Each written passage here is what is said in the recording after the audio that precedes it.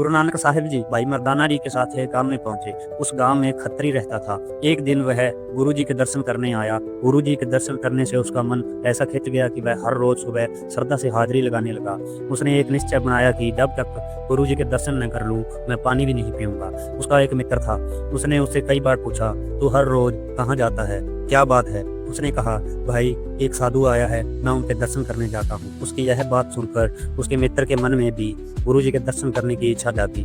उसने कहा, चल फिर मुझे भी साथ ले चल। इस तरह दोनों गुरु जी के दर्शन करने के लिए चल पड़े। पर रास्ते में एक वेश्या का कोठा था। खत्री के मित्र का मन डोल गया। उसने वेश्या के कोठे पर जाने का निश्चय किया। खत्री ने उसे बहुत रोकने की कोशिश की, पर वह न माना और वेश्या के कोठे पर चला गया। लेकिन खत्री अपने नियम के अनुसार गुरु जी के दर्शन कर नमस्कार करके चला गया। इसी तरह रोज यही होता रहा। दोनों साथ निकलते। खत्री गुरु जी के दर्शन करने के लिए चला जाता और उसका मित्र वेश्या के कोठे पे चला जाता।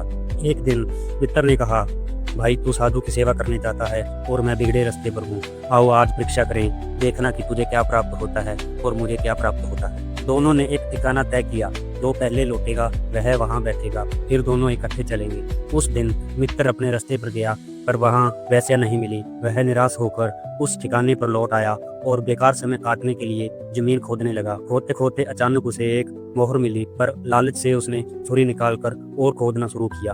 पर वहीं पास में मोहर की जगह कोयले से भरा हुआ मटका पड़ा हुआ मिला। उधर गुरु जी की सेवा करने वाला खत्री हमेशा की तरह दरबार में गया। जब वह वापस लौटा तो अंधेरा हो गया और दरवाजा खोलते समय एक कांटा उसके पैर में चुभ गया। उसने कपड़े से पैर बांध लिया, एक जूती पहनी और दूसरी हाथ में लेकर लंगड़ाते हुए उस ठिकाने पर आ गया। मित्र ने उसे देखकर हंसते हुए कहा, देख मुझे तो खजाना मिला है और तुझे कांटा चुभा है। अब बता तेरी सेवा करने का तुझे क्या लाभ हुआ? खत्री अपने संदेह का निवारण करने के लिए दोनों गुरुजी के दरबार में आए और सारी घटना सुनाई। गुरुजी ने शांत स्वर में कहा, शांत रहो, यह सब पिछले कर्मों का लिखा हुआ है। पर दोनों कुछ समझ न पाए। तब गुरुजी ने कहा, जो गड्ढा तूने खोदा था वह असल में मोहरों से भरा हुआ था। पिछले जन्म में तूने एक मोहर साधु को दान दिया था, इस कारण तुझे मोहरों का फल मिलना था। लेकिन जैसे जैसे तू पाप करता गया वैसे वैसे वह खजाना कोयले में बदलता गया। और खत्री से कहा, तेरे पिछले कर्मों में लिखा था कि तुझे सूली पे टांगा जाए। तेरे लेख में सूली लिखी हुई थी, लेकिन जैसे जैसे तू सेवा में लगा रहा सूली की सजा घटती गई और आज सूली की जगह कांटा चुभा है। तेरी सूली की सजा कांटे में बदल गई। यह गुरुजी की सेवा का फल है। दोनों का मन कांप गया।